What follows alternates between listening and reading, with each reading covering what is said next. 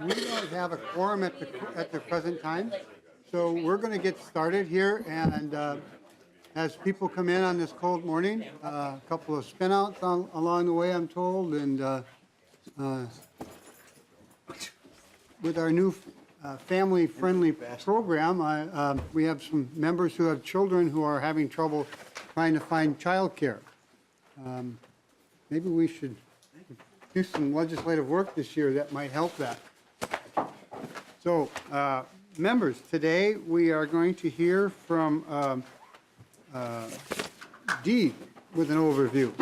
Now, it looks like they've brought every department head they could, which is all good. They're all excellent people.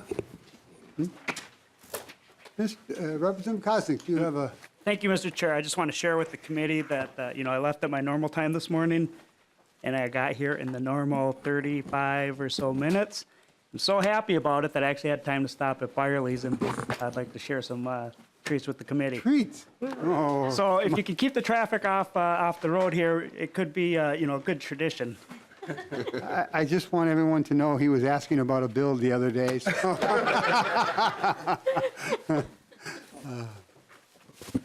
Mr. Commissioner, it's good to meet you. Representative, good to meet you too. Thanks for having us today. We're excited to chat with you. Well, we're looking forward to it, seeing as how you are the department that we work with probably the most. I'm looking forward to some new ideas and some fresh perspectives on how we can help the economy of the state of Minnesota. So please proceed, introduce yourself and proceed. Sounds great. Thank you, Chairman, and thanks everyone for having us this morning on this balmy Minnesota morning. I moved here from California last year, and I think if we had this kind of weather and this kind of snow, they would have shut down the whole government. So it's a good reminder of the hardiness of Minnesotans and of the beauty of the state. So my name is Steve Grove. I'm the new Commissioner of DEED. This is my second day on the job, so just getting started, and thrilled to be here today to talk to you about what DEED does. Thought I might also spend some time talking a little bit about my own journey here and why I'm sitting here in front of you today, and a little bit of my background. And we have a number of people from my team who are going to walk through what the agency does, answer your questions. We have a slide deck, but we hope this is more of a conversation, so please at any time interrupt us, interject, ask questions. We're here to serve you and let you know what DEED does. Wanted to start by just congratulating all of you on your election victories last fall.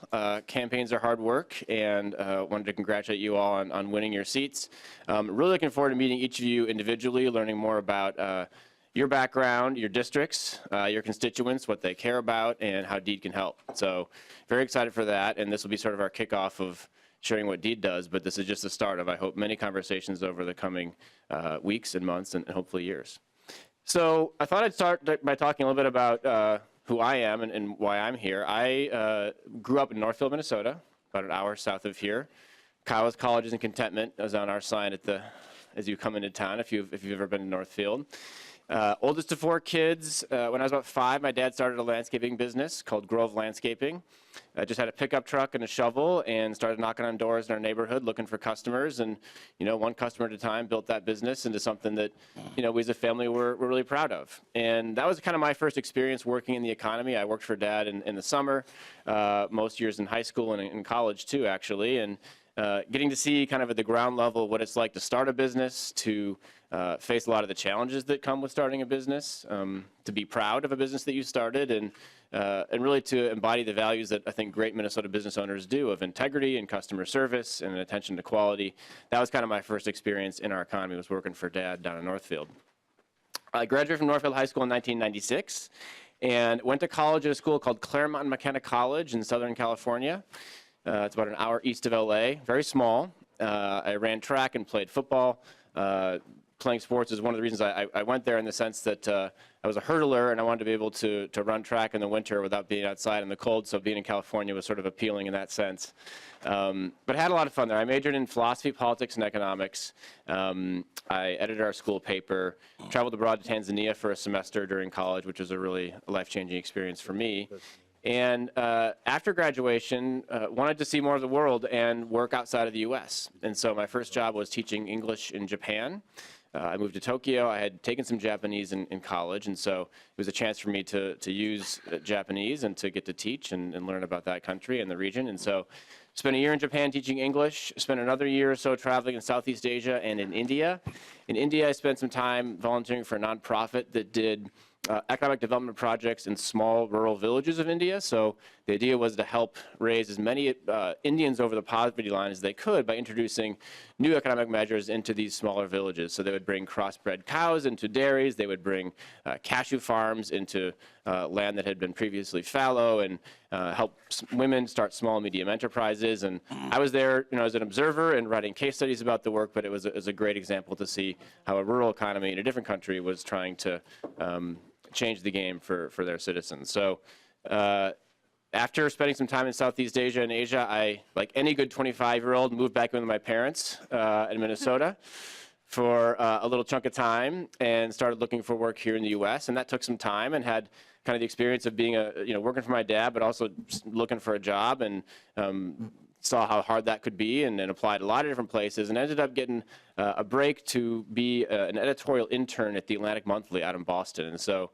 headed east to Boston, where I was an intern at that magazine for a little while, and started writing for the Boston Globe and ABC News. And really my career as a journalist began at that time. And I think I kind of bring that perspective of a journalist to most of what I do. I think the art and the science of thoughtful reporting, of looking at all sides of an issue, of trying to be objective, is something that I think is a great value of journalism, and something that I was fortunate to get to practice during my time in journalism.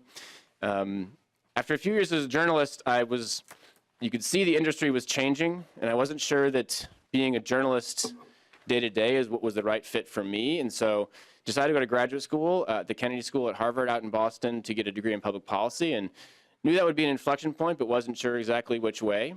And right around that time, a new video sharing site called YouTube had started. Back then, it was sort of a new thing. Not a lot of people knew about it, but it was starting to grow in popularity, and it was starting to be used in politics as well.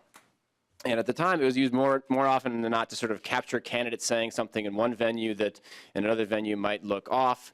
And so there's sort of this gotcha moments in YouTube politics that many of you may remember. The 2006 midterm election comes to mind, when George Allen in Virginia had a sort of unfortunate moment where he called his campaign opponent's worker a macaca. That was captured on YouTube, went viral, and really kind of sunk his Senate bid in Virginia, and shifted the Senate from the right to the left based on that one seat. And so you could see that the internet was going to start to change politics, change media, change the way that information was shared. And so I applied to YouTube and ended up moving to San Francisco from Boston to start YouTube's first news and politics team.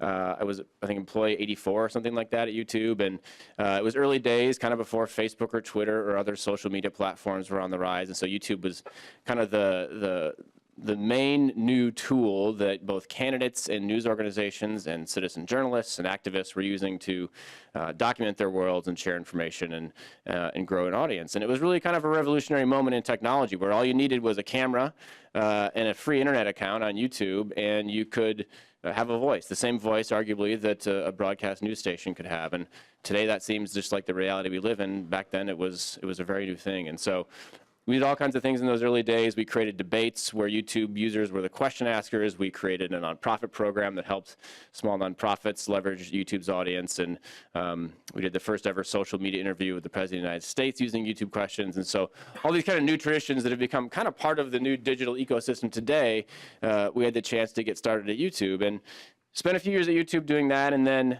realized, like many of us did at the time, that Google's kind of weak spot really was we didn't have a social network. And so I went off with a bunch of other folks at the company to start the most popular social network of all time, Google+. I'm sure many of you have checked your Google Plus app at least 3 or 4 times since you woke up this morning. I'm joking, of course. For those of you who know, Google Plus was not a big success. In fact, it was a pretty big failure, really, for Google in this space. And I spent 3 years building a partnership team focused on how to grow a social network from Google's perspective. And just a fascinating experience. Really hard. After being on this kind of rocket ship of YouTube that was this kind of viral video success, going to Google Plus, where you're really kind of working against the grain, trying to convince people of a value proposition, having it not really land, having some great technology and a lot of good ideas, but not sort of one clear message. It was a unique moment in Google's history, but one that I'm very grateful to have been part of, and I learned a lot there. My last experience of Google was after Google Plus, launching a team called the News Lab. And the News Lab was focused on how to help traditional news organizations transition to a digital age. And the core thesis was really that journalism was changing rapidly, facing a lot of new challenges. Google's technology, though certainly not intentionally, had changed the landscape of the economics for journalism in a way that meant, we needed to be part of the solution. And so we built a team that I started with a few other folks to tackle that challenge. And we built a global effort, 13 different countries we had sort of bureaus in, and we did partnerships in over 50 countries. We trained over 500,000 journalists a year on Google's technology, on Google's data. We spent a lot of time on some of the bigger challenges in journalism today, such as how to combat fake news and misinformation, how to help local news thrive at a time when it's really challenged, how to help inclusive journalism thrive. In other words, how to help news organizations better amplify voices that might not otherwise make it into the press. And we sort of ended our time as a standalone effort by expanding that work to something called the Google News Initiative, which is a $300 million fund and effort that we've created at the company that I help lead to help journalism thrive in a digital age through all kinds of initiatives. So that's been sort of my career arc. I think maybe the other thing just to highlight, because I think it's relevant to our work here and certainly to my own passions, is a nonprofit that my wife and I started about 5 years ago called Silicon North Stars. This is an organization that we started, because we wanted to do something together outside of Google. My wife also worked at Google, but more so because we wanted to do something that helped Minnesota and that connected where we were living at the time, Silicon Valley, with a state that I was from in Minnesota. And so Silicon North Stars helps young students in the Twin Cities area who are from underserved communities access careers in technology by giving them field trips and experiential learning experiences to learn about technology and careers in that space. And so we started out by every year bringing 16 kids from the Twin Cities out to Silicon Valley for a tech camp. Took them to Google and Facebook and YouTube and Uber and Lyft and all sorts of companies out there to get them exposure to the tech world. And then we put them through a startup boot camp where they created and create startups that tackle major pressing social issues. And then back here in Minnesota, especially in the last few years, we connect them to entrepreneurs and startups right here in the state. And so it's a chance to help people who might not otherwise have exposure to technology or to role models in technology, find careers in those fields and learn about those fields. And it's something that we're really proud of and have been very fortunate to get to build. Last year, we started thinking about what we wanted our next chapter to be in life, and we had kids. We have 2-year-old twins. In fact, I think I have a picture of them here. You see that? There's my wife, Mary, and our kids, Luke and Lottie. They're 2-year-old twins. And, wanted to think about where we wanted to raise our kids and where we wanted to live. And Minnesota had always been something we talked about, and as we got a little bit more serious about it, started to try to navigate a way back home. And my wife got a job in venture capital at a firm called Revolution that invests in startups outside of the coast. It's an investment thesis that there's not enough venture capitalists looking at entrepreneurial talent in the Midwest or outside of essentially Boston, New York, and San Francisco. And so she took a job there for which being in Minnesota made sense, access to different entrepreneurs and venture capital here in our state and beyond. And I came here originally working with Google remotely, which worked because we had a very global team, and with video conferencing, it's amazing what you can do no matter where you sit. But as I got here, knew I wanted to do something that was more related to Minnesota. And so I'm really fortunate to have landed here at Deed and to get to lead our organization and work with all of you on these issues. I think since being back in Minnesota as of last April, I've had a chance to learn more about our economy, see where our strengths are, see where our weaknesses are. I have a lot more to learn. I think we all have a lot more to tackle together. I think just some initial reflections are that we have a lot to be proud of. I mean, you all know this well. We have one of the most diverse state economies in the country. That has served us well. It will continue to serve us well. We should be proud of it. We have a very educated workforce, strong educational institutions here in the state that we benefit from. And of course, we have a very low unemployment rate. That's something we should be proud of. It's not the only stat we should look at, as you'll hear in a little bit, but it is something that we should be grateful for. The challenges, I think, are also really clear, and I think you all know them well. I think the number one challenge you hear again and again and again is our talent gap. We've got more jobs open, literally, than we have people searching for jobs. So, and I think it's a rate of like 0.6 to 1. So we have got to tackle that topic. It's going to be a huge priority of Deed moving forward, and we're going to look forward to working with you in all kinds of ways that we can grow our talent base here in the state. Secondly, I would say, our income gap here between whites and people of color is embarrassing. I don't hesitate to use that word. It's the second worst in the nation for a state that, prides itself in having a great civic backbone and high voter participation and a great nonprofit sector. It's almost kind of shocking that we have this horrible gap between whites and people of color when it comes to income levels. And it's not just sort of a moral issue, although it definitely is a moral issue, but it's also an economic issue. When you look at where our labor force is growing, baby boomers are retiring at a record pace in this state more than others, given how many boomers we have. Next 3 or 4 years is going to get even more challenging. But where our growth is in communities of color. 75% of our population growth in the next 25 years is going to be from people who are not white. And so that's where our labor force is growing, and that's where we need to focus. And it means new strategies and new solutions to the topics that we all know we need to tackle. So I think that's the second thing. And then last, I would just say, I think we're at a unique juncture in our economy in the state where we need to accelerate our movement towards growing a truly innovative economy here, an innovation economy here. And, when you look at the history of this state, and, we should be proud of how we've evolved our economy over time. We, of course, have agrarian roots. This was an extraordinary agricultural economy for so long, and still is, and we should be proud of that and continue to grow it. But our ancestors, after World War II, did a phenomenal job of transitioning this economy after the war to a manufacturing economy as well. And growing that manufacturing base and building that part of our economy was a huge boon to the state. It brought us from the bottom 50% of national wages to the top 50%, clearly, I think it's even over 60% of the top of the national wages nationally. So that was a really important transition for us. It spawned an extraordinary computer industry that we should be proud of. In the mid-20th century, Minnesota was really like the Silicon Valley of the country. We had some of the best computer firms in the country. It was all manufacturing based, but these were hugely important firms for the country and for the state. And I think the moment that we're at now in the American economy is, yes, manufacturing continues to be important. We need to grow it, but manufacturing is also changing. And the state of economies that are really distancing themselves from others in this country are economies that really invest in and grow innovation economies. And that's startup communities, entrepreneurship communities. It's communities that focus on knowledge services and creativity. As you look at manufacturing changing very quickly with effects like offshoring and effects like automation, this is something that I think our state needs to lean into even more, and that's something that I know that all of you have watched closely and that I look forward to working on with all of you. So those are some of the things that are on my mind as I begin. Again, just second day, so I'm learning a lot as I go and looking forward to learning a lot with you. I guess the last thing I'd say is just really excited to work for our governor. I know that, not everyone in this room voted for our governor, but I can tell you he's someone that truly means it when he says he wants to work with leaders from both parties to get things done. He's pragmatic, he's thoughtful. I think he cares deeply about the work of DEED and of this committee and of the future of the state's economy. And so I'm thrilled to get to work for him and to work alongside you to create solutions to these problems and to look for new ways to grow our state's economy and to grow our employment base. So I want to bring the rest of our team up here to walk you through a little bit more of our agency. But if you wanted to ask some questions first, we'd love to dive in there too. Well, before we even ask questions, we now have a quorum, so I'm going to take a pause here to do a couple of housekeeping Great. pieces. I'm going to call this committee to order, and I'm going to take Representative Moran's movement of the minutes. Are there any additions or corrections to be made?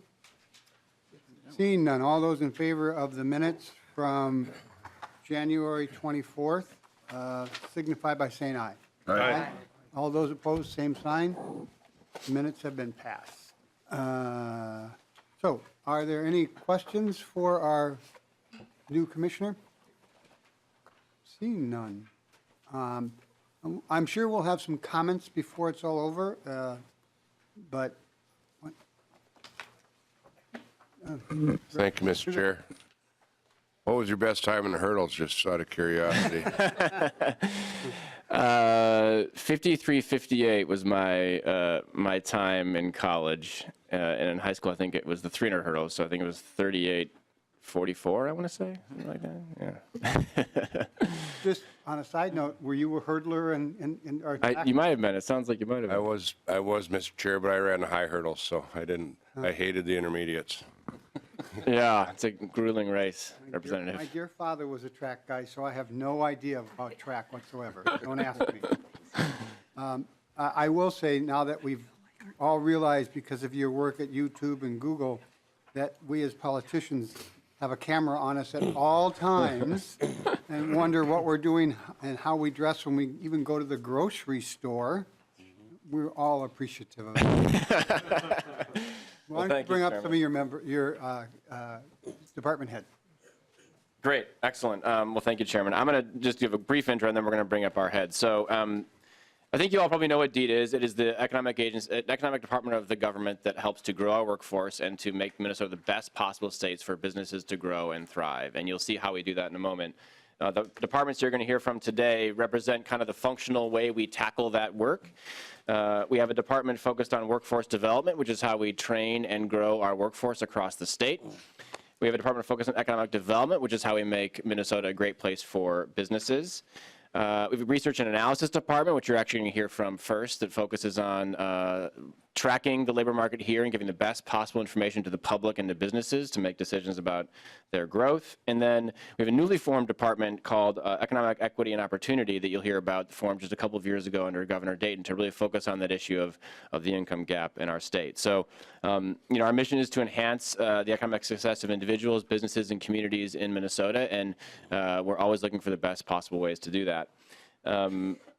We're going to hear today from our labor market information lead. We're going to hear from our Office of Economic Equity and Opportunity, Workforce Development. Then we'll hear from unemployment insurance, which I think is one program we want to make sure that we talk about today. And then lastly, we'll hear from our Economic Development Department. So without further ado, I will bring up Oriane Casal, who will talk about our labor market information group.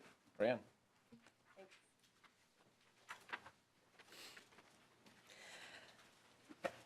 Mr. Chair, members of the committee, my name is Oriane Casal. I'm the Assistant Director of the Labor Market Information Office. My boss, Steve Hine, is in a much warmer place right now on his winter vacation.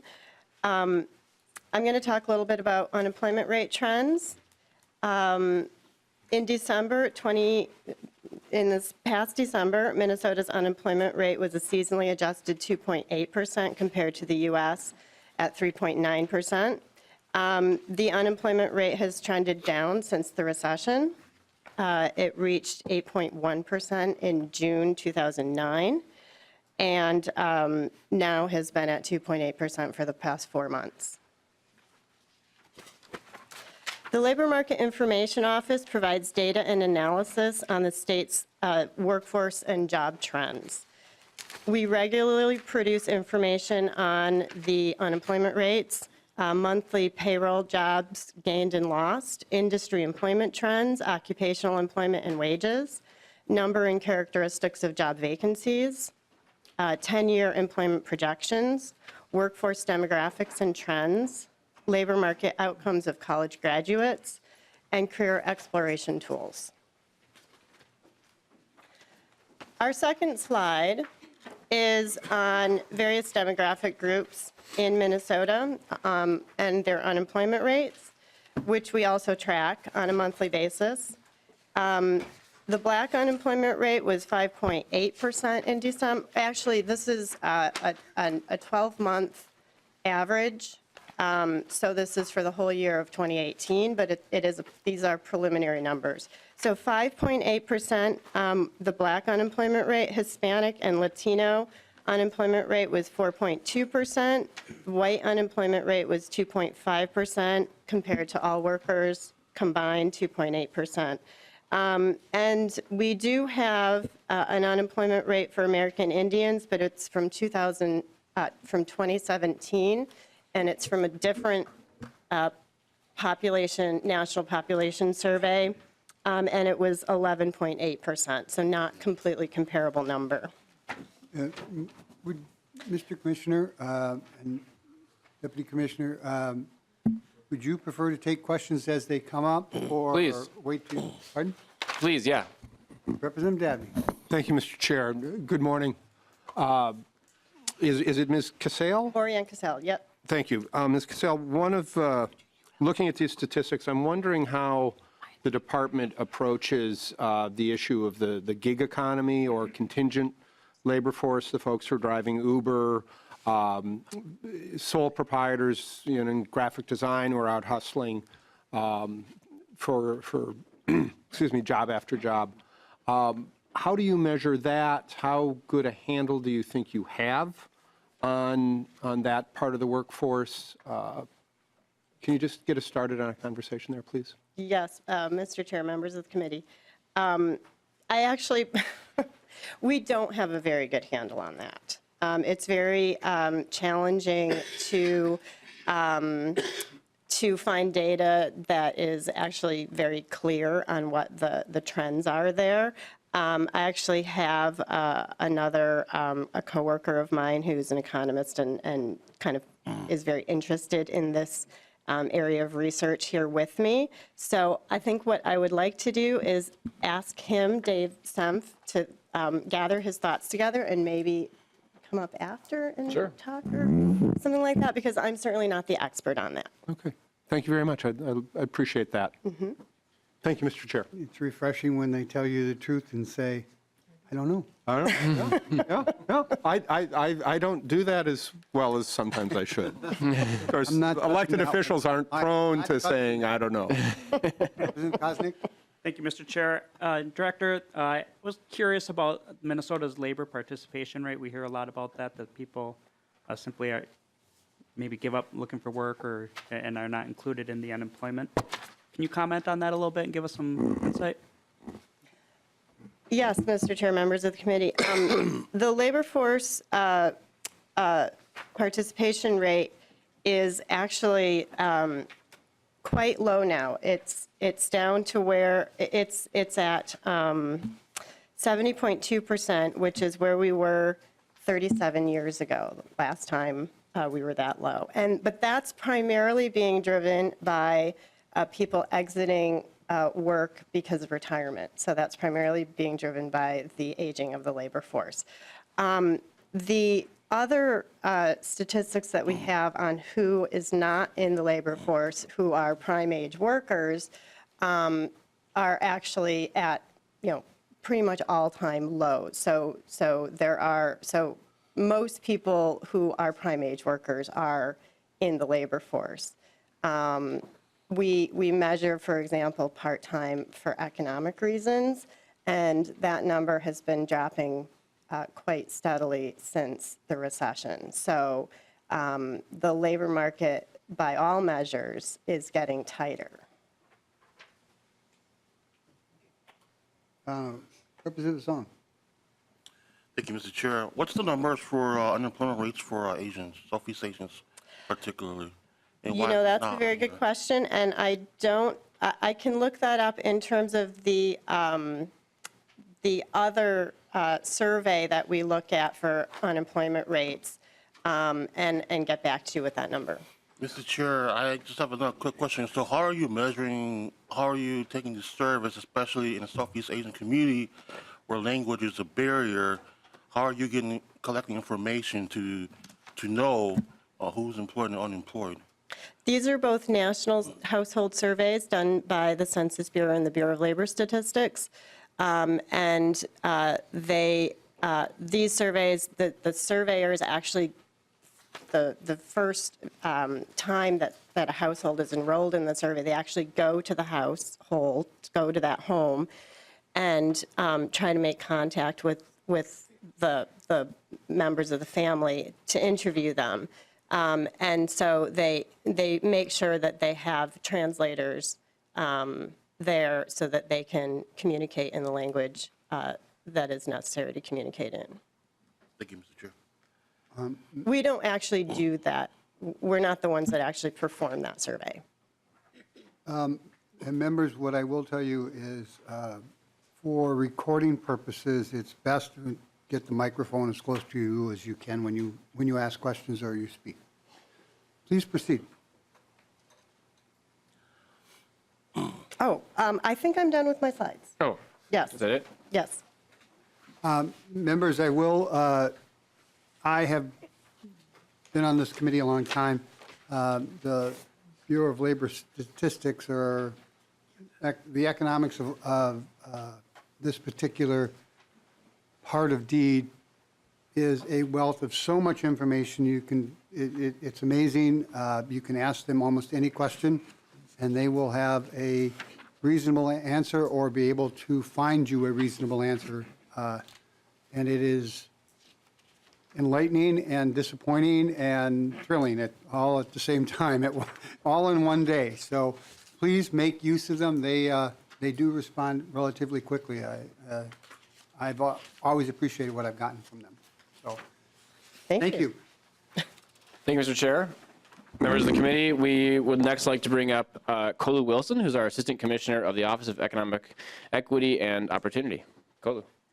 Good morning, Chair Mahoney, committee members. My name is Kulu Wilson, and I'm the Assistant Commissioner for the Office of Economic Equity and Opportunity.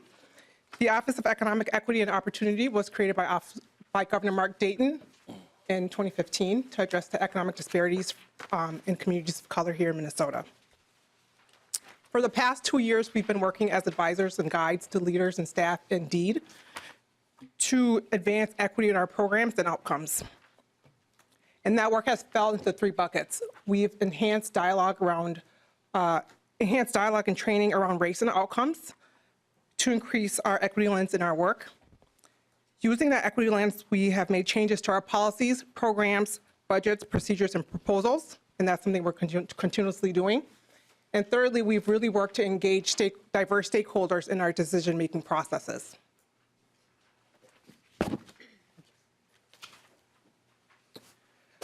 We work closely with the Office of Workforce Development to ensure that Minnesotans of color have access to education, training, and support services needed to participate in the labor market. We work to promote inclusive employment and contracting practices in the private and public sectors. So think more so providing diversity and inclusion consultants to medium and small-sized businesses to really help address the underemployment of Minnesotans of color here. And then we also encourage diverse spending practices on their contracting. We work closely with the Office of Economic Development to ensure that minority-owned businesses have access to capital, technical assistance, and market opportunities. And as you know, in recent years, there have been many equity initiatives around the state, and we're making sure to align DEED's economic equity activities with those opportunities here in other state agencies and with external stakeholders.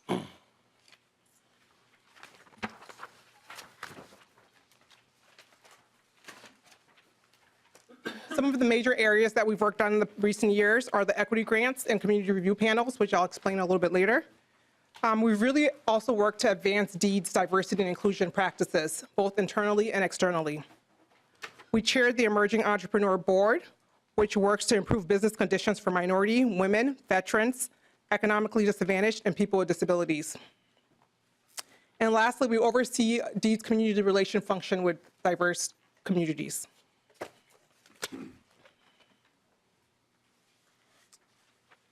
And I believe you all may have recently seen an equity report. We worked on implementing the equity grants, which were part of the equity article in 2016. And by the end of 2017, there were $58.9 million to address equity in programs and services at DEED.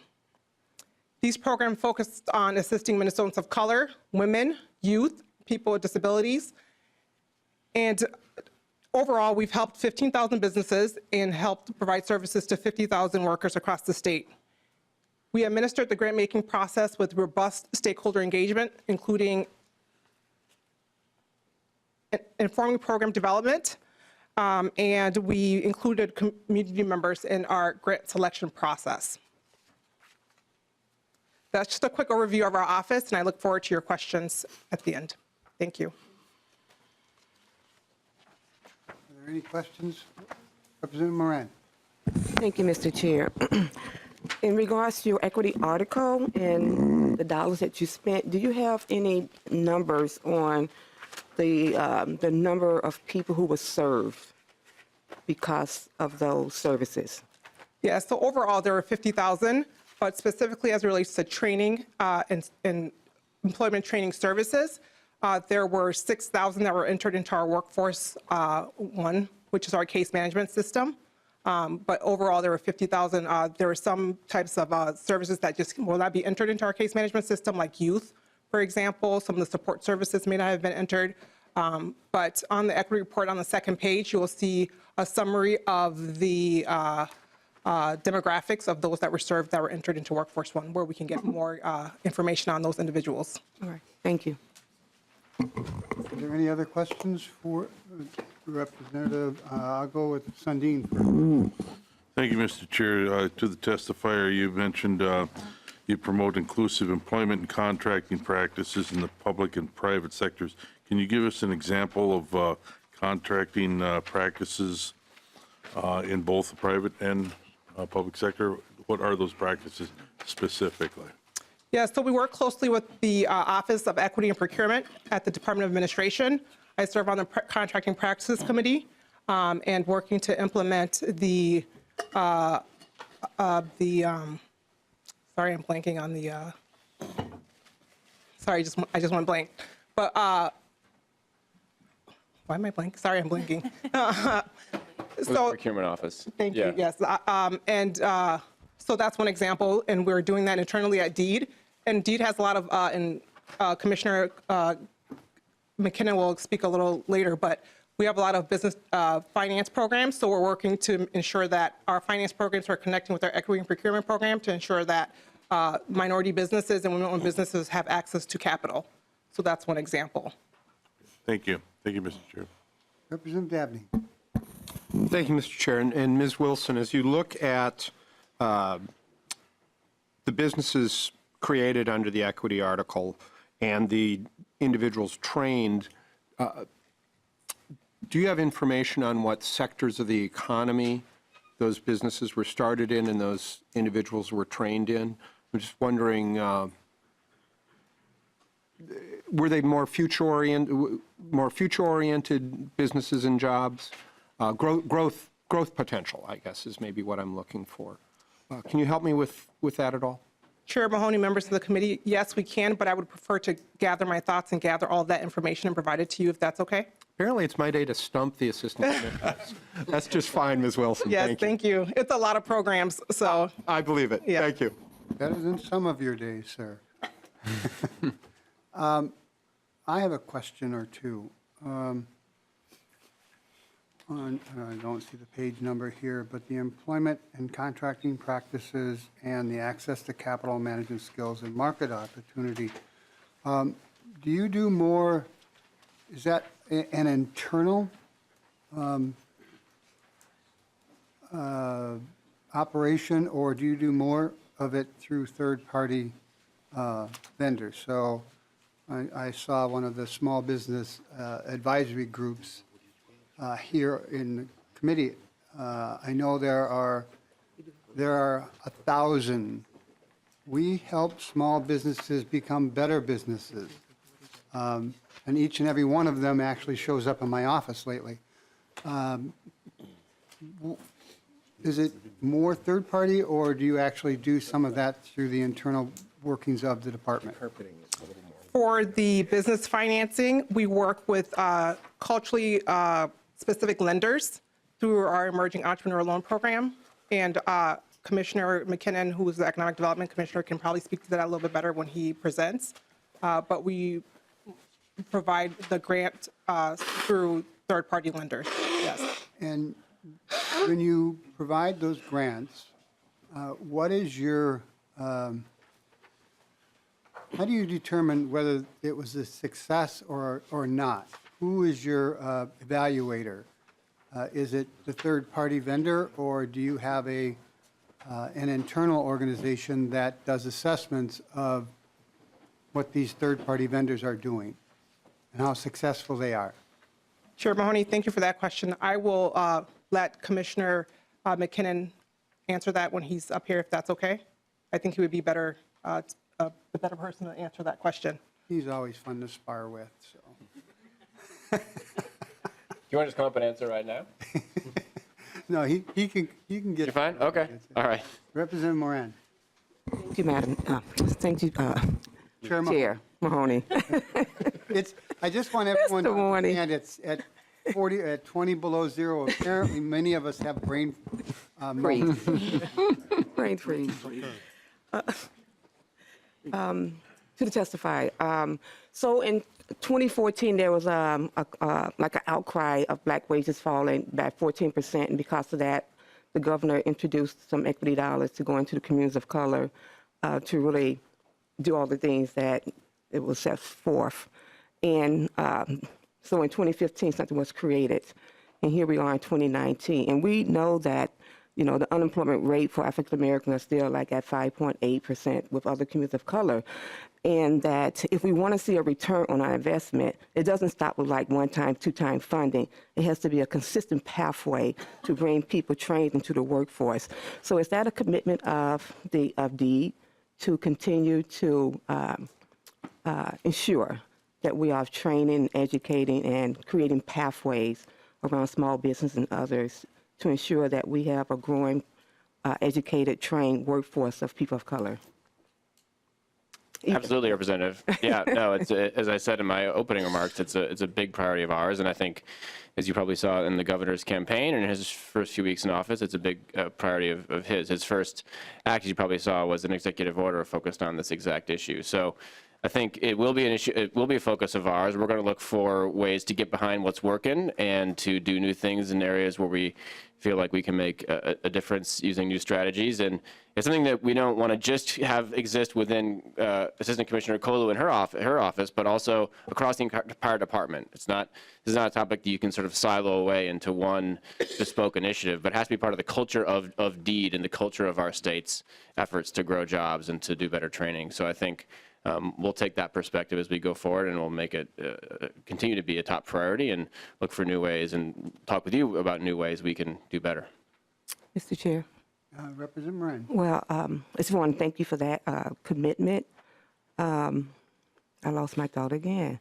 Well, I want to thank you for that because we do know that sometimes we live in our silos. And the work that we do is really more of a comprehensive where we need to move over from different sectors to really have a full impact and to really grow our economy and to grow the state of Minnesota. So all families are thriving. So I want to thank you for that. And the governor. Yeah, thank you. To the commissioner, one of the things I've noticed when all of the small business assistance people come into my office, I'm not opposed to this, but it's not looking forward. There seems to be a focus on the last generation of business startups, of business tech. What's the correct word? And it's not a freeze moment. It's how to phrase this correctly. We've gone through disruptive technologies over the last 20 years, something that if you were born in the 30s, you could not even imagine the way the world works today. I was born in the 50s, and I'm having difficulty trying to pull everything together. And it does no good for minority communities or for the community as a whole, our state, to focus on the last generation businesses. I would love to hear from you your thoughts on how we help all of Minnesota, but particularly the people of color, how they come into and accept and use all those disruptive technologies for the business startups of today and tomorrow, because that will tell how long those businesses stick around. So that, and off the top of your head, I don't know that that's a fair question, but at some point I'd like to call you back with a plan that our committee could take a look at and ask about and spread to our constituents, and not just the constituents of our districts, but across the state. Because if we don't build the businesses in the Northwest or the Southeast with tomorrow's world, we're going to have 4 million people in the metro area and 500,000 people in greater Minnesota, and that's not appropriate. That's not a one Minnesota. Yeah. That's a one metro area, and that's not what we were looking for.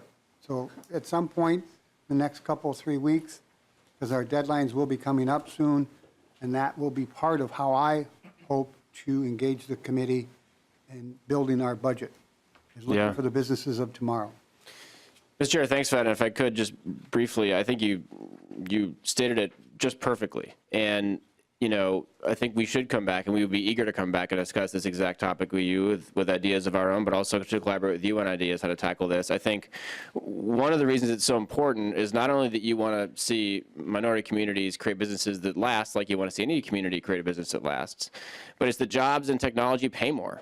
And they can hire more workers, and they can help us close that income gap by raising the salary level of communities from underrepresented groups. And so this is definitely something that we're already spending a lot of time thinking about, and that we would love to collaborate with you on tackling. And so please do ask us to come back. We would love to dive more deeply into the how part of that. Travis will take care of that. And we probably have about 45 minutes left, so we should probably move on. Thank you Great. very much. Thank you. Thank you. All right, next up, I would like to invite Jeremy Hanson-Willis, our Deputy Commissioner for Workforce Development. Jeremy. Good morning. Good morning, Chair Mahoney and members. It's nice to be back here and see some old faces and new faces. I'm here to talk about the work that we do at DEED with workforce development, which is an increasingly important topic in Minnesota and around the country. And as you know, DEED is Minnesota's workforce development agency. And so we work every day to ensure that Minnesotans have or can acquire the skills that they need to fill the jobs that are in demand to meet the needs of Minnesota's economy. And we do that in a number of ways. We have a number of programs that work to connect workers with the skills and the jobs that are in demand. And we do this for people of all skills and all backgrounds. We represent and we serve the great diversity of Minnesotans every day, of every racial, income, age, and education background.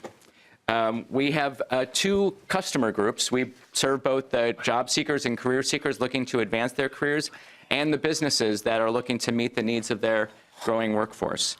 We do that with employment and training programs that actually provide training to people, both adults and youth, looking to get greater economic success in their future, and for employers to get the workforce that they need.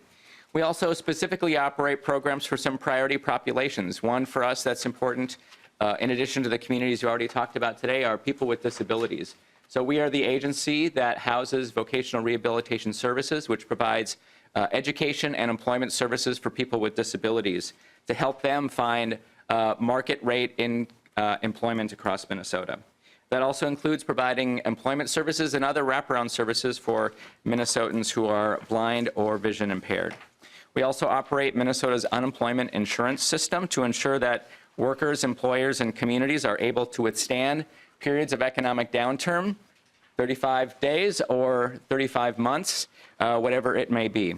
We also house the Governor's Workforce Development Board and a federally funded Disability Determination Services program. Overall, workforce development represents 80% of DEED's employees, so it's a significant part of what we do. We have employees all across the state who are embedded in local communities and local economies that inform this work. And to Representative Moran's question earlier, I will note that the state workforce plan that guides our work every day, the #1 goal of that state plan is to reduce employment and education disparities along race, disability, and gender. So it is the #1 goal of our plan that is the guiding light for all of our workforce services and programs across the state that I'll be describing today. So it is the central focus for us. Within this work, we oversee, as you know, a broad array of programs and services. Many, if not most of these, again, in partnership with local community-based organizations and providers. One of the significant areas that we provide is employment and training services to help career seekers in close to 50 different locations across the state. As I mentioned, we have staff in every corner of Minnesota, and we provide these employment and training services specifically for career seekers to give them the skills, knowledge, and experience that they need moving forward. Last year, to give you a few statistics, we served 154,000 people across Minnesota. Again, as I said, in every age, income, education, demographic. More than 31% of those were people of color and American Indians. Increasingly, online services are important to our customers. We have the state's largest online job bank and the only free and accessible job bank. And last year, 680,000 people, or job openings, were listed on this job bank.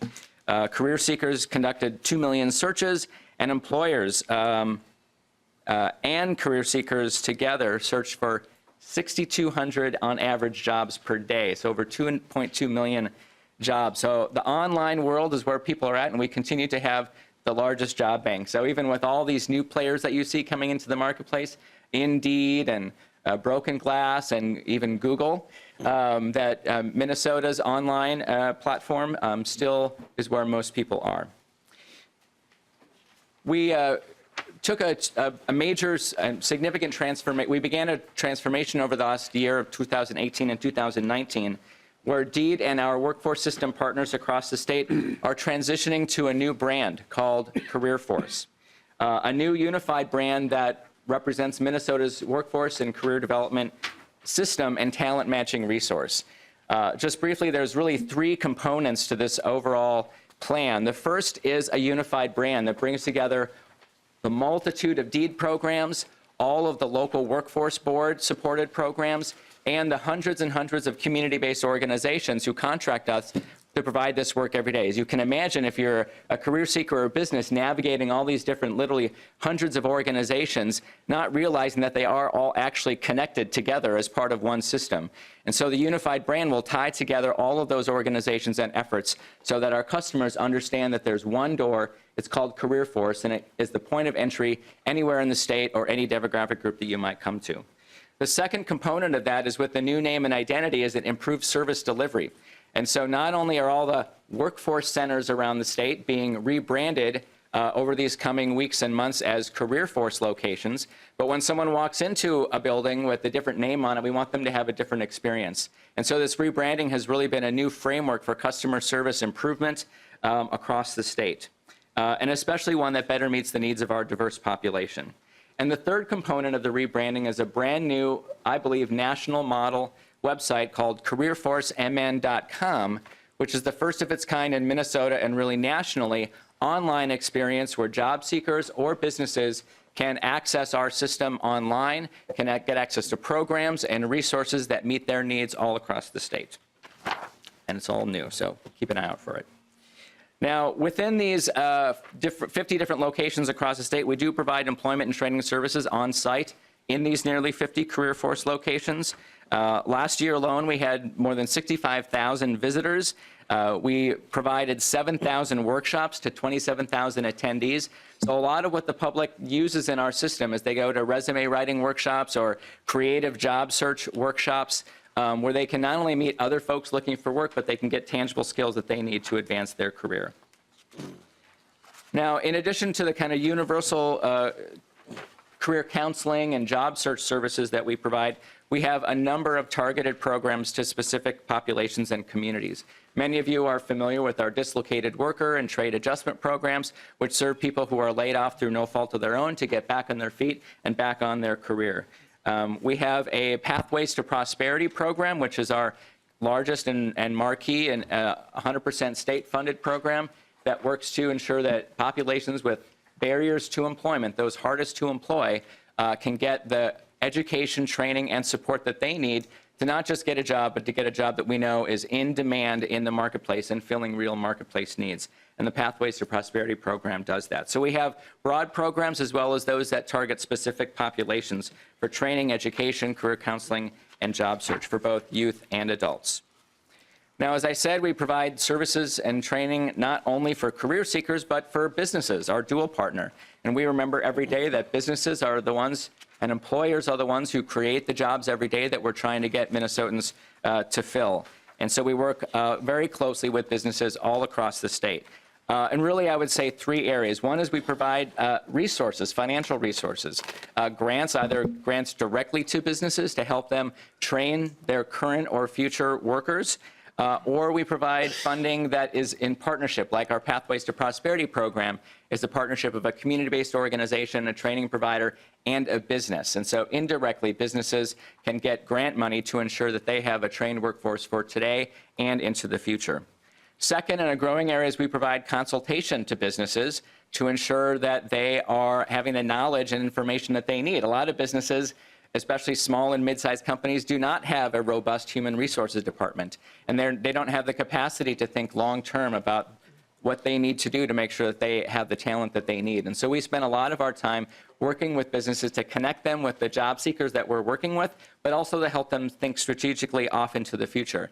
And increasingly, the area of services that we're providing is helping businesses tap into these untapped or underutilized populations. And we know that even with the low unemployment rate, that it's still higher unemployment for people of color, people with disabilities, people with criminal histories, and et cetera. And we're increasingly working with businesses so they can understand how to tap into those populations. And lastly, we provide a lot of industry education and research. Our Labor Market Information Office can slice and dice every industry in Minnesota, and we provide that information to businesses to help them think about their workforce and talent needs into the future. Now, as yes, Mr. Chair. A couple of questions here.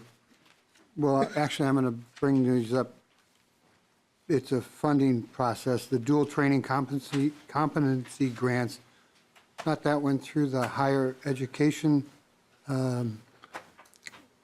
area and was administered by Dolly. So I'll have to ask that a little later. And the Minnesota Apprenticeship Initiative grants is something I thought was with Dolly, and I don't know how the apprenticeship programs work their way back into over to DEED. I have a question that has been irritating me, and for a long time, we spend $250 million by the time it's all over on workforce training. The state pays about $150 million of that somehow or another. Do you have the number of what employers spend? Because increasingly the studies are showing that our workforce training programs are less effective than employer-based training programs. And yet we continue to spend lots of taxpayer dollars, lots of employer fees and employee fees to train people. And, you know, what's our results? Several years ago, we put in a dashboard, but we don't get responses to that. That dashboard is not very inclusive.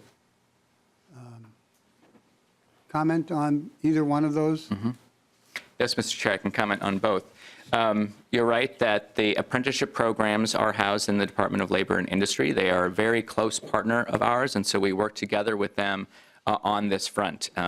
It's an effort that I think you can appreciate where we try to de-silo our different agencies and organizations, and I think apprenticeships is one example of that. And a specific example is we actually have a $5 million federal Minnesota Apprenticeship Initiative grant that is housed within DEED, and we partner with the Department of Labor and Industry on that. And while the apprenticeship office itself is housed in Dolly, our role is not only facilitating and managing this grant, but working with businesses. We have a very good record and experience of working with businesses as the state's economic and workforce agency. So our job in this is to help businesses navigate and understand what it takes to set up an apprenticeship and to continue that in the future. And the federal grant is especially targeting industries that don't traditionally have apprenticeships within them. So some of the, like healthcare, for example, is probably the fastest growing industry in Minnesota that's using apprenticeships. More than 100 apprenticeships now exist at Fairview that didn't exist 3 or 4 years ago. And so we're working with businesses to set up new apprenticeships in partnership with Dolly. I need you to clarify that. 100 apprenticeship programs are at one of the big health facilities? Yep. Or is that 100 apprentices? More than 100 apprentices. Okay. Yeah. Then how do you account? How do you evaluate your workforce training programs for success?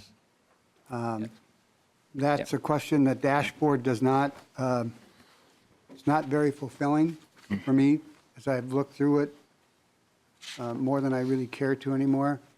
Do you have a plan to find out if you're being successful with your workforce training, or Because anecdotally, I've heard a number of times from people that have gone through multiple programs and still don't have a job.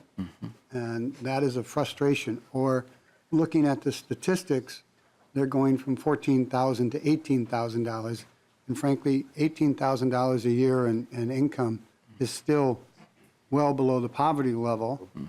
And I would not want to have to try to make raise a family on $18,000 or two $18,000 a year jobs and pay childcare. What is your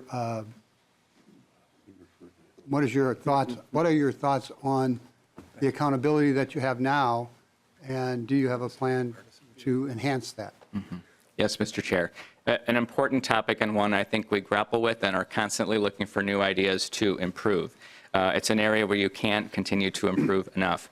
I do think that the vast majority of our programs are providing positive outcome. And we have done return on investment studies and other information to show that the vast majority of what is funded is actually helping people get the skills that they need and get employment that they need. In terms of the specific factors that we look at to determine that accountability, you're right, and everybody on this committee should know about the online report card, that we do track all of the organizations that we fund in workforce development in this online report card. And the principal factors that we look at is, of the people who exited these programs, did they acquire and retain employment for at least 2 quarters? Did their wage increase? Pardon? 8 quarters. 8 quarters. Yeah, sorry. So did they retain that employment over time? What was the wage that they had before and after the program? Did they earn credentials along the way that might have aided or provided some other benefit to them? So those are some of the factors. One of the new dashboards that we've created just in the last year is looking specifically at how that plays out for people of color and people with disabilities within different programs across the state. As you can imagine, all of our different programs have different demographics and different priority populations, but those that are universal and targeted, we now have a dashboard that's specifically looking at, are there any disparities in outcomes in these programs? So I do think that there's actually quite a lot of data for us to be able to measure the effectiveness of organizations, not nearly enough. And the question, Mr. Chair, is how do we use the data in making those decisions? And I think that we could do a better job of that, certainly in partnership with you. A number of the organizations that we oversee get funding directly from the legislature, as well as through competitive grant programs at DEED. And we do track information on all of those organizations, and I think would welcome a conversation about a higher level of accountability to ensure that not just the majority, but every program maintains high levels of quality. Well, I will, to the commissioner, this has been a burr underneath my saddle for a long time. And you have an opportunity with this committee and this chairman to find more ways to get the accountability that will allow you to determine what's a good program or a bad program. And any workforce training committee organization that wants to take me on, I would enjoy it. Great. Because this is a very, very frustrating thing for anyone who's been on this committee for a long time. You cannot tell whether they've done a good job or a bad job. They bring someone in that's been very successful, and we're very happy for that particular person, but they do not tell us how many people come through, how many people are unsuccessful, how many people they lose track of, and how many dollars they're spending on this training. Mr. Commissioner, please take advantage of this particular opportunity. They don't come along all that particular often. Representative Backer, you had a question. Yeah, Chair. Explain me, I'm not familiar with the work opportunity tax credit. What is that? Thank you. A helicopter approach. Yeah, Mr. Chair and members, businesses can get a tax credit when they hire hard-to-hire populations. So if they hire someone with a disability, with a criminal history, who has a veteran status, they can actually get a federal tax credit. And so we work to make sure businesses understand this opportunity and can walk them through the process to get that tax credit. Representative Backer.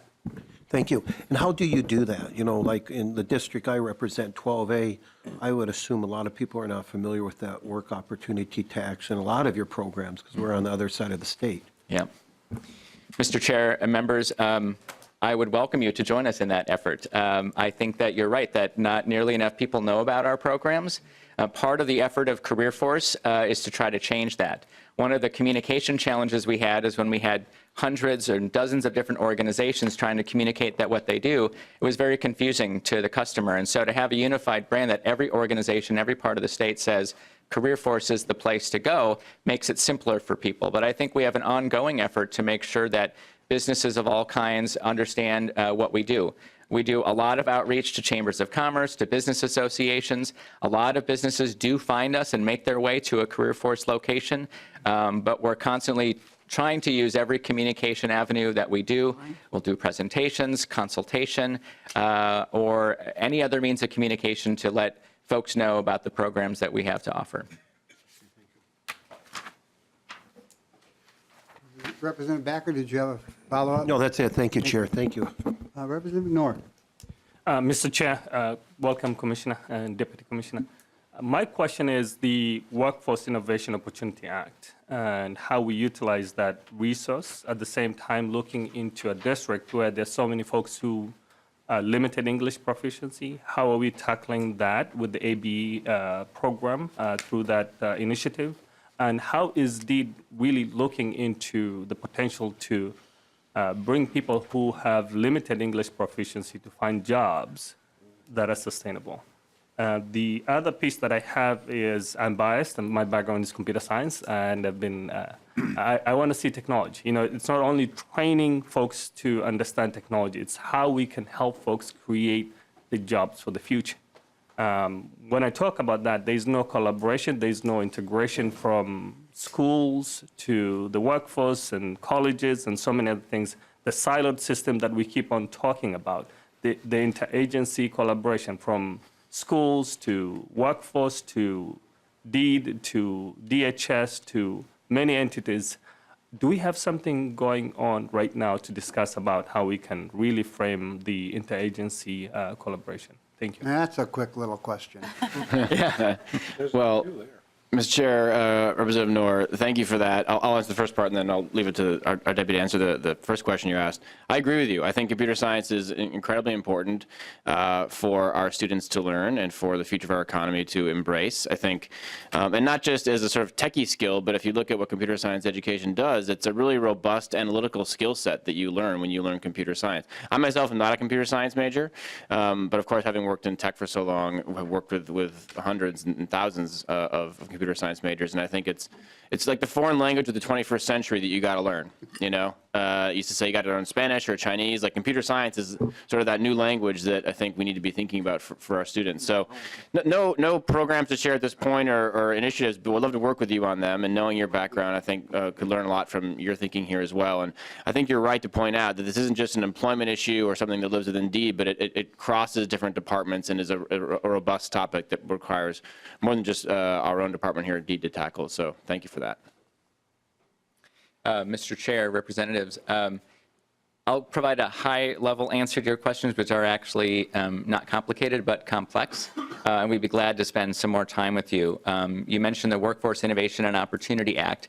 As members may know, our workforce development programs within DEED are primarily federally funded, and all of the Career Force locations around the state are primarily federally funded.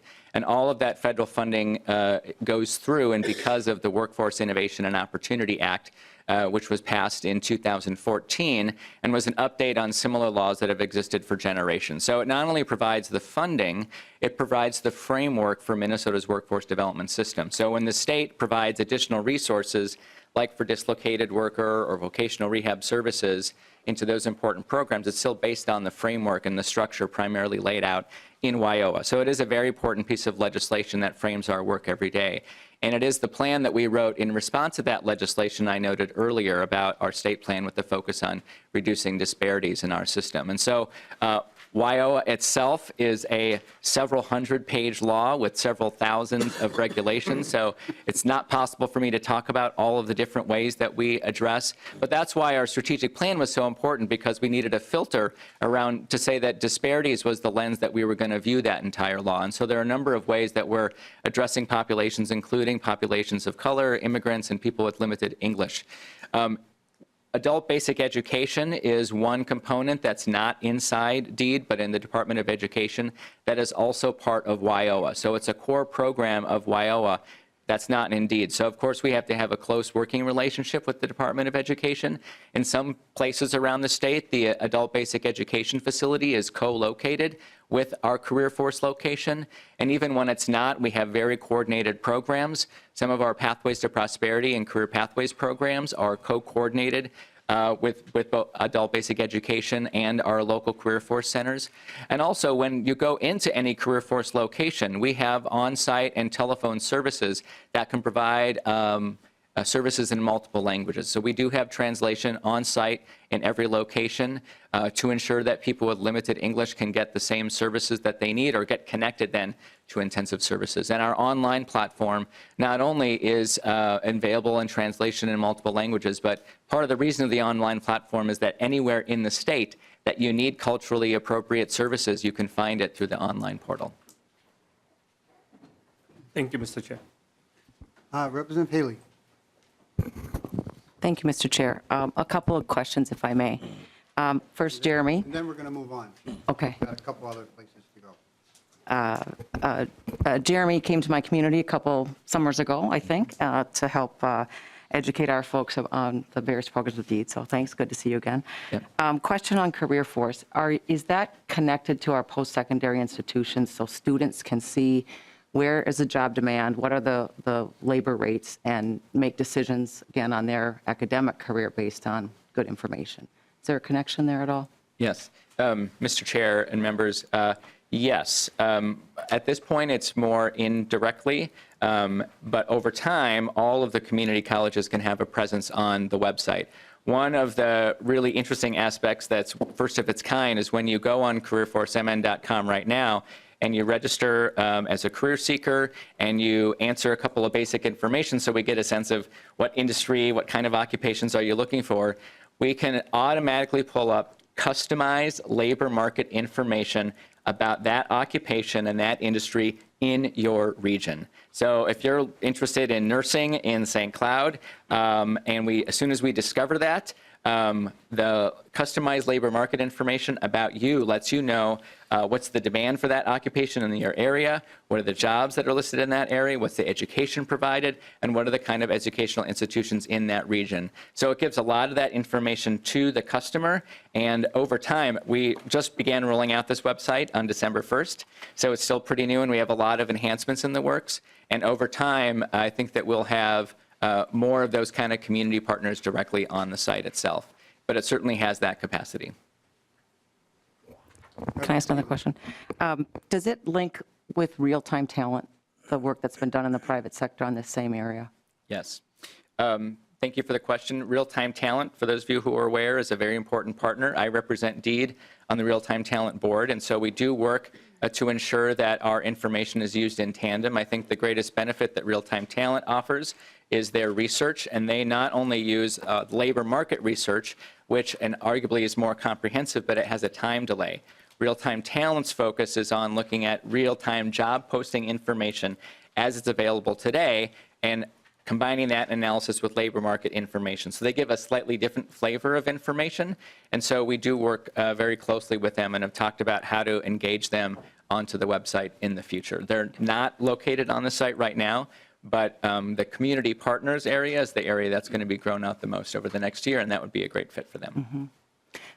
Just a comment on that. I'm glad that we're seeing this change. Sometimes we become then data rich but information poor. So now that we have two, I think, it sounds like really robust sites. We've got real-time talent in the private sector and career force. We have to continue the work to make sure the right people get the information at the right time and can access it and know it's Absolutely. there. Can I continue? I'll be quick. Commissioner, welcome to Minnesota. Thank you. And maybe this is more of a statement. I would encourage us to continue to work together on a statewide strategy for workforce. And I have a real passion for trying to connect our industry with our education sector. Kind of to my questions. How do we make decisions on where to put resources in higher ed into post-secondary? I think we should base those on what our labor market needs are. So to get information by job skill by sector, by region of the state, and then connect that with our higher ed institutions, and then further connect it to our parents and our students. That sort of statewide overarching plan and strategy is a discussion I think that would benefit us all in the future, and I'd look forward to being part of that with you. Yeah, thank you, Representative. I'd love to do that. Thanks. Seeing no further questions, and having 15 minutes left to committee, let's, I think it's unemployment is next? Oh. Yeah, we can, I'm sorry, we had we have one- a few, one we can more go into question. some of these pieces, but if you'd like to move on, Mr. Chair, we can move on to unemployment if you'd Well, I prefer. think Representative Moran had one more question. I want to say it's one little question, but it's a two-part question. Well, I was looking at the career force locations, and I was just kind of wondering where, maybe if you can state maybe a couple of places that career force locations are. Absolutely. It's another great reason to go to careerforcemn.com. And the locations themselves, just so you know, are determined by the local workforce development boards that we work with. So there's a great deal of local control and partnership. But for example, we do have one in St. Paul at the intersection of University and Fairview. We have two in Minneapolis, one on West Broadway in North Minneapolis, and one at Lake in Chicago in South Minneapolis. Okay. We also have locations in Bloomington, Brooklyn Center, and 50 other locations around the state. Mr. Chair, so I asked that question because when we're looking at the the workforce the folks that we're trying to get into the workforce, that may vary from the low-income folks to people of color to whatever that may be. And I always wonder when people go to like a state office to get like MFIP or SNAP, why don't we have a workforce center there? Because people really want a job, you know. So why isn't like that building, that location, it's not just for workforce, for child care, and for all the needs, like a one-stop shop that is right there that really speaks to people's needs without them trying to navigate through the city for locations. Yeah. So I want to suggest that we look at also the state building where people go for MFIP, when they go for SNAP, they have a job location right there for them while they're there. Yeah. Mr. Chair, if I might, that is the case in many parts of our state. I would encourage members to talk to their local county government in particular, because those services go through the county. But there are a number of locations around the state where exactly those services are provided in the career force location, and or our career force location is in a county government center that provides those programs next door. So that does happen in many parts of the state, and I can talk about if it happens in any of your areas, and if you want to talk to your county governments to ensure that we have that kind of partnership. Again, both MFIP and the work that we do is very locally controlled in partnership with local governments and community-based organizations. I promise one little other one. This is about accountability. Okay. Thank you, Mr. Chair. This is about accountability and transparency, I think, because I think often here in this body, we create processes where we're giving money into different sectors and businesses, and we don't ask for that accountability. For some we do, and some others we don't. So my question for you, for Dee, is, are you able to set some guidelines anytime any state money goes out to wherever it goes, or do we have to put that language in statute for you to do your work? Mr. Chair, members, we exist in both situations. In some programs, there are very detailed guidelines from either the state and or federal government that we then pass on to our grantees. In other examples, I think I mentioned the Pathways to Prosperity program. And in that example, the state just distributes the money and we write the guidelines internally, which gives us, I think in that program in particular, the flexibility that we need to adjust those guidelines every year. So it's a big part of what we do is helping community-based organizations understand how to access our funding and provide as much guidance that we can ensure that they use it responsibly. Thank you. Again, members, one of the good reasons to have grants rather than direct appropriations. I think we should move on. I wasn't saying that. Great. Thanks, Mr. Chair and members. Next up, I'd like to bring Rick Caliguri, who's our Director of Unemployment Insurance. Yeah. Mr. Chair, members, happy to be here again in front of you. Again, for the record, my name is Rick Caliguri, and I run the unemployment insurance program at Deed. And I'd be happy to answer any questions you might have about that program. Is it solvent? It is solvent. We have a balance of about a little under 1.6 billion in our Minnesota's UI Trust Fund. Senator Backer. Roughly how much goes out a year in that fund, roughly? Mr. Chair, members, in this economy, roughly speaking, we'd pay out about $800 million a year in benefits in that ballpark in this economy. In 2010, during the peak of the recession, we paid out $3.5 billion and paid about 350,000 Minnesotans benefits. Did you have further? Not many questions here. I will say that we have a pretty, I will ask you to explain how our system basically ramps up and comes back down and does not end up borrowing as much from the federal government, costing the state taxpayers more money because of interest payments to the feds. Briefly, if you could. Mr. Chair, members, the Unemployment Insurance Program in Minnesota has had a UI Advisory Council in place for 30-plus years. Mr. Chair has participated on that council. Representative Gunther, Representative Moran is on the council right now. And business, labor, anybody who's interested in this area of policy is on the council.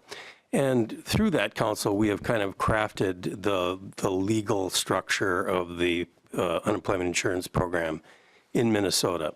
There's a federal framework we all have to follow, but states do differ as far as taxation and benefits paid and other things. And everything has been codified through the legislature and this council over the years. But we've kind of structured our program such that the taxation part, we do tax all the employers. It's a payroll tax that completely funds unemployment insurance benefits. And two things, we've built a very automated system, a very modernized system. We were one of the first states to completely modernize our UI system. And secondly, we have a structure with our taxation such that when during times of economic duress or during recession, when the payouts are great, there are triggers built into our law that the taxes that will then follow with a lag and trigger up until we're solvent again. During the last Great Recession, 36 states went into debt. And when you go into debt in the unemployment insurance program, the federal government will automatically advance you or loan you money. And during the last recession, for about a year and a half, those loans were actually even interest-free from the federal government. But we were able to quickly become solvent again, pay back the federal government, and we were one of the first states to come out of debt. In fact, I believe California, just within the last few months, was the last state to finally come out of debt from the Great Recession. And one other piece that I think is important, as you mentioned, the UI Council is unlike one of the other big council, which is the work comp.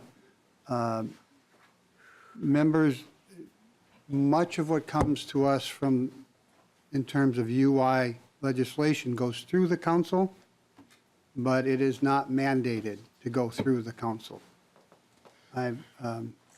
So if you have a UI idea, Mr. Caligiuri will show up and tell you how good or how bad it is in our particular committee.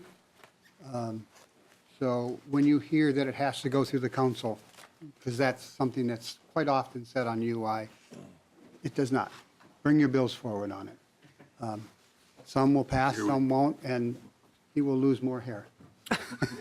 Thank you, Mr. Chair. And on that point, I believe I'll be here Thursday morning at 8 o'clock presenting the UI Advisory Council bill this year to you. We make technical changes to the statutes. Thank you, Mr. Caligiuri. Thank you, Mr. Chair. Thank We you. have one last one here, although I don't think they will be able to get through what they do, which is the economic development. So, Mr. Commissioner, would you be interested in taking me up on that offer with an idea that I said, say, in 2 or 3 weeks, and bringing back Mr. McKenna? We'd love to. Yeah, thanks, Mr. Chair. We'd love to do that. We can get a little deeper into issues at that time, so I think that's a smart call. Great, great. I appreciate your willingness to come to the committee, although I guess it's not as much a willingness as your part of your job. And you are available by phone. Your government relations person can answer questions very easily. Done a great job over the last year or so, or however long she's held the job. I can't remember. So are there any last questions before we adjourn? Any last questions? Again, thank you, Mr. Commissioner. Look forward to working with you over the next couple of years here, and we'll see. Thank you, Mr. Chair. Thank you, members. Have a great day. We stand adjourned.